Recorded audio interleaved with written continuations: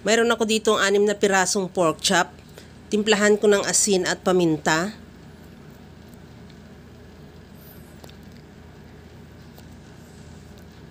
Lagyan ko na rin ng oyster sauce.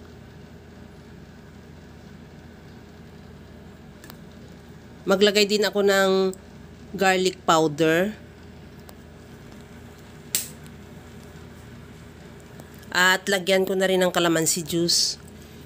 Ihalo lang at i-marinate ng mga at least 30 minutes to 1 hour or overnight kung may extra time pa. Habang ginagawa ko yan mga kalasa, kung bago ka pa lang sa aking channel, welcome. At huwag kalimutan mag-subscribe at i-click ang bell button para sa mga notification. At kung dati ka pa, welcome back at i-follow mo na rin ako sa aking Facebook page Lasang Pilipina.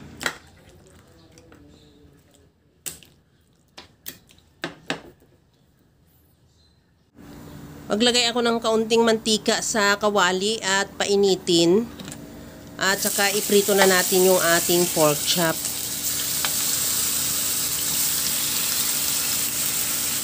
Antayin lang din na mag-brown o maluto yung kabilang side at saka natin yan baliktarin.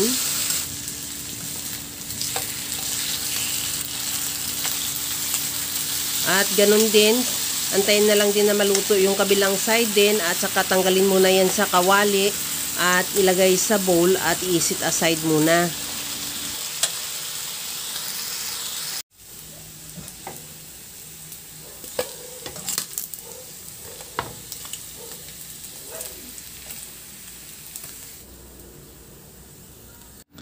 Sa disim na kawali, gagawa na tayo ng sauce. Maglagay ako ng toyo. Lagyan ko na rin ng oyster sauce at lagyan ko na rin ng ketchup. Maglagay din ako ng asukal at lagyan ko na rin yan ng paminta. Ihalo lang hanggang sa matunaw lang din yung asukal.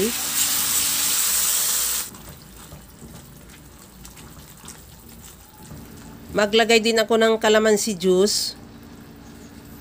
Ihalo lang at parjusin na ng kaunti yung calamansi juice. At tikman ko rin kung okay na yung timpla. Okay na siya. Ibalik ko na rin yung pork chop. Ganyan lang sa nakikita mo sa video. Ikukot lang natin ng sauce.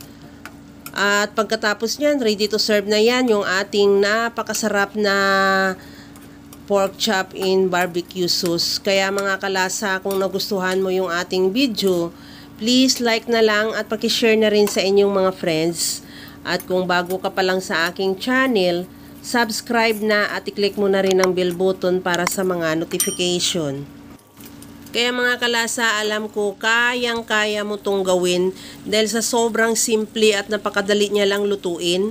Kagaya lang lagi sa sinasabi ko na wala namang hindi marunong magluto basta sa simpleng paraan lang.